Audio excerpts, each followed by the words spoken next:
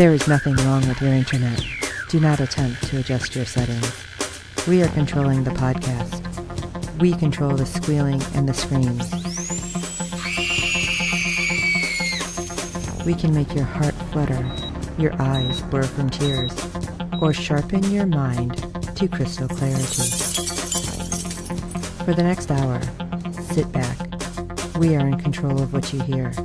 We repeat, there is nothing wrong with your settings.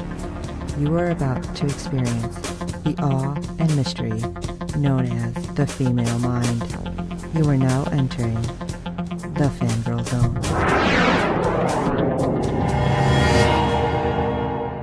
Welcome to Sci-Fi Talk on the Fangirl Zone, a podcast where we discuss shows on the Sci-Fi Channel. I'm Steve. And I'm Sean Fangirl S, and tonight we'll be discussing episode 6 of season 4 of The 12 Monkeys. Woo! Yeah. Yeah. I hate Germany. Well, you did manage to get some ratings news for us. Yes, episode 6 brought in a 0.05 in adults 18 to 49 with 0.273 million viewers, making it the 122nd rated cable show for the day, which is 28 positions higher than episode 3 of last week, because it came in at 150th. Oh, well, that's good, but it's still, it's not great. Yeah, it's an improvement, but yeah, not great, but it's an improvement. All right, let's get into episode 6, Die Glocke. The team infiltrates a Nazi gala to steal an artifact known as Die Glocke. Their operation comes undone when French resistance interferes and unexpected guest arrives. You think? Yeah. Yeah. Oh my goodness. Okay. So we open up with this Nazi higher-up just going off on the house staff of this mansion in France. He has discovered some French resistance propaganda, and he wants to know who's responsible. And we see two maids kind of looking at each other, and one kind of acts like she's going to step forward, but the other one steps forward before her. You kind of figure they're probably sisters, and she gets one right between the eyes.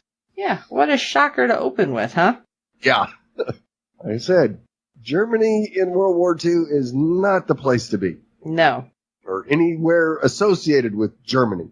Anywhere during World War II probably wasn't the best place to be. Exactly. So, back at Splinter headquarters, we get another round of Jones' motivational speeches. Not quite as good as some of the other ones we've heard, but we get the Cliff Notes version of Die Glocke's place in Nazi history. And this time, she's coming on the mission. Which is a shocker. Right, because she's not doing too well. But plus she's the only one who speaks German. Yeah, which definitely is needed. Yeah. And they've managed to Photoshop a deed to the French manor. So, of course, when Jones and Cassie arrive, they aren't on the list of attendees. So, of course, they bring the head guy over, and Jones goes toe-to-toe with him, claiming that she is so good. Yes. It was amazing. God, that was just amazing. I couldn't believe how awesome she was. And of course, everywhere on Twitter, like, gosh, she's got, like, ginormous brass balls. Indeed she does. Like, damn, they could have been just shot right there. It's like, oh, yeah. Wow. Yeah. But she ended up having, it was essentially what, like, the deed to the house? Right, yes. With the SS stamp. I'm like, wow, I don't know how you managed that one. Right. But damn, that was good. And yes, of course, the Nazi guy backs up pretty quick, like, oh, of course. Welcome. Yeah. Okay. Show them around. Do what we do. Right. And of course, they find something that it kind of looks just like a bell. Yeah. No way this could be the right bell. And no, I mean, it looked like something from Michael's or something. Right. And so she goes to ask about it. And she, again, is just so stern about everything. Okay, what are you doing with my money? Because this is crap. Okay, this is not what we came here to see. Yes. It's like, oh, that hasn't arrived yet. We'll let you look at it later. And she just had that look on her face, like, mm-hmm. Yeah. I was like, dang, she can even tear down a freaking Nazi soldier with that look. Right. And of course, because we're in France, we have somebody who knows French because she was stuck in France for 6 years. I love that too, when they were talking about that back at, in the future. How's your French? And she's basically like cussing them out in French. Yes. Like, you suckers left me. What do you think? And so apparently she is able to get into the mansion as a maid because they had a recent opening. Yeah, that's not good. No. But probably the most awesome, one of the first awesome parts is she's walking down a hall and she hears something. And she goes into this room and it's the album she recorded. I about died. Yes. Like, you go, all right. Somebody listened to it. I was like, what is going on? Yeah. And apparently it was the butler who was listening to it because when this French diva comes in, she just shatters the hell out of that record. Oh my God. I thought Jennifer was going to totally tear her up. Yeah. Yeah, she was definitely shooting daggers out of her eyes. Oh yeah. I was like, ooh, you are going down, dude. I mean, nobody knows who this person is, right? Jennifer could have laid her out and then took her place because I really thought Jennifer was about to. Yeah. And then we go to Cole, and he's posing as a day laborer. And of course, the only thing we hear him say is one of the guys is talking to him is just we and we. Right. And we. Well, not having a clue what the guy's telling him or asking him or whatever. Yeah, I love it. He just stops like we. And he never even said it with conviction, like he knew that, yes, this was right. He was just kind of going, we. Yeah. Very timidly. Right, because the guy's like, are you deaf? We. Yeah. It's like, oh, dude. Okay. And I think the guy he was working with just kind of shook his head like, the people they give me. Yeah, exactly. And Jennifer pops down to alert him that the Glocke is arriving later than scheduled. Not good. No. And of course, he's waiting there when it shows up, and before he can get it, Deacon ambushes him. The hell, Deacon? Yeah. And now what happens? Because you had to go waving your gun around. That's right. They say, the German guards don't like seeing anybody with a gun, so you both are under arrest. Oh, dude. Yeah. You're an idiot. They get a good old-fashioned beating, and of course, the head Nazi says, kill him. And before the order gets carried out, Deacon admits to his true allegiance, or what he wants you to believe is his true allegiance. Yeah, I know. I'm like, I want to believe you, but I can't. No. You can't trust anybody right now. Nope. I'm not sure I can trust Cassie even. You just have to wait and see. Yeah, Cassie has had that seed of doubt planted, so. Yes. And then we have a creepy dude who is going to kill them, who comes down to the room. Right. This guy is obviously, yes. This guy is obviously not allowed with the regular people because he's a kind of like over the top cuckoo for Cocoa Puff. I would think so. I don't think they want him upstairs for any reason whatsoever. Right. And of course, Deacon spits in his face and he's like, bucket list to Cole. And I'm like, oh God, you idiot. Yeah. Who would ever put spitting in a Nazi's face on their bucket list? Well, as this happens, they take Cole, and of course, crazy, creepy Nazi guy is like, oh, leave this one. That could only end well. Yeah. So they're taking Cole out and like, all right, well, they're going to shoot him, but maybe it gives us a chance to get away, right? Right. And the dude that's with Deacon starts to disrobe. And you go, oh, Deacon. Oh my God. I think Deacon and I were on the same level here though, because. Oh, yeah. No. Put your clothes back on. What are you doing? Yeah. I don't know what you're doing, but I don't want to know. Stop what it. What you're thinking? No, not at all. No. I was like, creepy. Stop it. And then it gets weirder. It didn't go to the whole creep level like I was getting super worried about, thankfully. And it still could have. It could have, yes. Just wanted to do a little bit of torture before the real torture began. Right, because, he starts, like, talking about all the marks on his body, and then he starts carving on Deacon's chest. And if you notice that the one guard that stayed with him couldn't even watch. Right. I'm like, dude, you're too much for the frickin' Nazi soldier that's with you. Yeah. That should say something. Oh. And he was like carving a swastika onto Deacon's chest. But, like I said, splitting him up gives one of them a chance to get away. Cole's the one who happened to get away. Shot the other dudes, and of course they're not paying any attention because they expected to hear gunshots. Right. And Cole hears Deacon screams, and I was thinking he was leaving him. I did too, but no, he couldn't do it. And he comes in and takes care of Cuckoo for Cocoa Puffs. And Deacon, of course, pleads his case again, including explaining the execution of Elliot. Now, I think one of us mentioned that. Right. Yeah, I mentioned it, that why would Deacon do that when Pallid Man said we have to have the architect? So that gave me pause to, what the hell is Deacon really doing? Right. So it was a little questionable. Yeah. So it was interesting though that it all came out. And then What does he do? He's like, I need that knife because I'm not a Nazi. And he carves in the Roman numeral 7 into his chest. It's like, dude. With what you had, that was really the only thing you could really do with that, I would think. And Cole goes, West 7, really? I don't know. That was just like, I was cringing, so I'm like, ugh.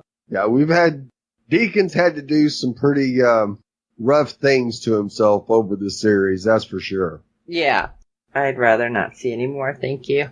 Yeah. And we go inside where Jennifer runs into a cart that's actually held by the owner of the French Resistance. And when she looks underneath it, this looks like it could go boom. Le Bamba. Yeah. And I know that's not French. I'm just saying crap. Right. So, of course, that's going to put her in their crosshairs as well. It's just, can this get any worse? Well, of course it can, because why wouldn't it? Right. So Jennifer at least informs Cassie about all these new things going on. And what do? Do we save Cole at the cost of the bell? Do we go for the bell and lose Cole? And what do we do about the frickin' bomb? Well, the whole thing was you weren't supposed to save anybody. The only thing that mattered was getting the weapon. Right. Per Cole. Right. And yet Cole already broke that by saving Deacon. Right. Even though he wasn't part of the group. Right. Saving Cassie in the previous episode. Yeah. So, of course, the Resistance pair find Jennifer and Cassie. And as they're there, we get a phone call in the ballroom revealing that Hitler's arrival is imminent. What? Holy crap. Seriously? We couldn't get this crap going a different way? We didn't know this was happening? No. It's just like, this just is not going to turn out well. No. Well, now, you know what's going to happen, right? They're going to definitely try to bomb the hell out of it since the head of the snake will be there. Yeah. So let's just add some more complexity to what we're here to do. So you got to find the bell, get out of there, and make sure Hitler gets blown up. Is that enough? Sure, no big deal. No. And then other things got a little messy because Jones ends up having almost like a mini seizure. Yeah, absolutely. That's kind of what I thought too. Which there's a name for this. I mean, obviously a little different, where you're kind of there, but not there. It's almost like you're trapped in your head. Right. And it turns out that's essentially what's happening. But weirdly, Jennifer knows how to help her. Right. And this was not something I was expecting because somehow Jennifer is in her like vision. Right. And I think it's more that she was just talking to her. Yeah. That, Jones was able to see her. Right. Where everybody else talking to her wasn't making that connection. Right. But it looks like they're back in the splinter room. And Jennifer's like, listen, I've been here. You know how you do it? You find what doesn't fit. Right. And, well, that turns out to be the Nazi flags. I don't remember them putting that up. No, not over the chair. Right. It's like, okay, now you have to believe it. Now what else isn't supposed to be here? And Jones kind of looks perplexed, and she's like, you're not supposed to be here. And then suddenly that pulls her out. It's like, wow. Well done. I mean, you have to give Jennifer a lot of props. Yeah. She's lost her voices in her head, yet she's still managing to be useful. Yes. In investigating stuff, figuring stuff out, and being helpful when she can. So you got to give her props for staying important to the group. I completely agree, because apparently she's been trapped in her mind a couple times. So whatever works to help anybody else, she's got a whole different insight to what's going on. Right. So yeah, I think it was great. And then somebody shows up. Yeah, the Führer makes his appearance. Yes. And Jones is about to blow Deacon's head off all at the same time. Yeah. Holy crap, dude, wait a second. I mean, I don't trust him either, but you're going to bring some attention to you. Right. And at the same time, Jennifer discovers that the resistance has accelerated the timeline by killing the night's entertainment. Great. This could only go well. Yeah.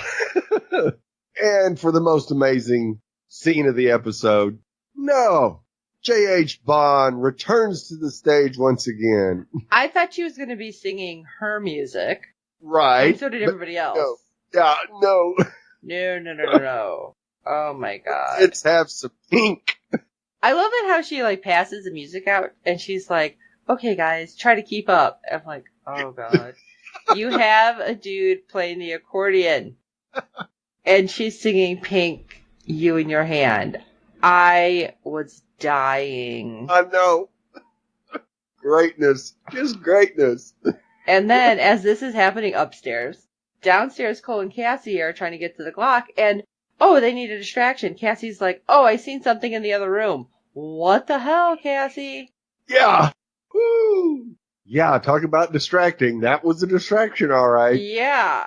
She burst out in that dominatrix one piece and... What room did you happen to see that in? Exactly. Wow. Not what I was expecting in World War II Germany. No. Well, it was France, so... Oh, well, still. Wasn't expecting that. Yeah. Between that and Pink playing upstairs. Yeah. What the hell? Yeah. And Cole and Cassie are just mowing down those Nazis left and right. Yeah. Yeah, this was really strange, and I'm like, this is some sort of weird fantasy somewhere. I don't want to know. Right. Yeah. Terry, you have a very sick mind. But we love you for it. Yeah, I think we love you anyway. But of course, the noise tends to be a bit much, because Jennifer couldn't sing over that. It's not like she had bass playing around her. Right, yeah. A beatbox or anything. So everybody starts running because it's like, oh my gosh, you hear that. So what happens? Well, you have the resistance who's still trying to blow up Hitler. Right. But I don't know if it's going to work, and you're just going to kill everybody. Yeah. So Deacon finds the detonator and disables it. Well, at least somebody was paying attention. Right. And Cole and Cassie make it to the Glocke's case, and they open it up, and there's very little doubt that they found the right bell this time, because it's got a monkey face on it. I know. I'm like, really? It had to. Yeah. It's better than having a witness face on it, but it could have just easily well been. Yeah. But they go to take it, and Cole's like, no, you have to leave the case. Right. It's like, oh, well, yeah, that makes sense. I'll know if you take the case. Yep, because one guard got away, and he goes on to become the man trying to sell it in 1966. The guy grabbed the first bell that Jones and Cassie saw and put it in the case. So 66 was basically for nothing, but got the information to come to Germany. I mean, to France in World War II. Right.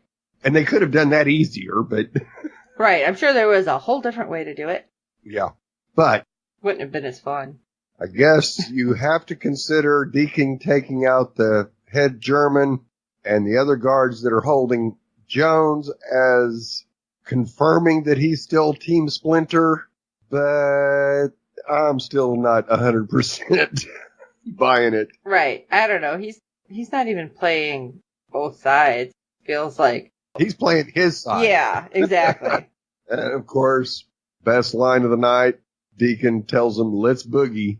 And as they make it out, Jennifer has managed to snatch the detonator, and sure enough, they are able to blow this place literally. Yeah, he gives it to Jennifer. I love it. Yeah. Because Jones is like, is that what I think it is? Yeah. And she's just like, hee. No. Yes, that made her very happy. Yeah, I really thought Jones was going to stop her and be like, you don't know what's happening. You don't know what this can do to the timeline. Right. Well, not too much. We find out as they return to the present, or their present, did change the timeline, but not immensely. And we see Jones and Deacon discussing the certainty of their deaths, and they come up with an idea. What might that be? He can't go back empty-handed, so after investigating and checking out the Glocke, and they see 1491 Hertfordshire, England, which they aren't really sure they can get to anyway, Jones says leave it up to her. And we next see Deacon walking in, and Olivia is not real happy because he doesn't have the weapon, but he's got something that will save his ass, apparently, as he presents Jones to Olivia, and she smiles about it. I feel like this is so bad, but at the same time, it's like, all right, what is up your sleeve there, Jones? Yeah. And could this have anything to do with the mission she sent Hannah on? Oh, that's interesting. Yeah. Do you think it's possible that her plan is to try to take Titan from Olivia? Ooh. That's the only... If they can't get to 1491 without Titan, I don't see how Jones, Deacon, and Hannah can do it all by themselves, but... Interesting. Who knows what's up her sleeves? She's got some big ones, we know. That's an interesting thought, because, yeah, they already said that they don't have enough power to go back that far. Right. I guess we'll find out. So, what do you guys think is happening and what is going to happen? Shoot us an email at SyFyTalk@fangirlzone.com. Check out our website, fangirlzone.com. There's our contact page. It has all sorts of ways for you to leave us messages. And while you're at it, if you can rate and review us on iTunes and every other platform you find us on, because good ratings and reviews help other fans of the show find us. We do hope you're enjoying the show and the podcast. And you should definitely tweet at Terry Metalis while you guys are watching. Yeah. And tell them how he's like kind of weird and twisted and how we love it so much as him as a writer and director, EP, whatever he is. I don't even remember his title right this second, but he is like guy in charge. Yes, he is. And he's great. So, for this episode of Sci-Fi Talk, I am Sean Fangirl. And I'm Steve. You got some balls on you, Jones. And until next time.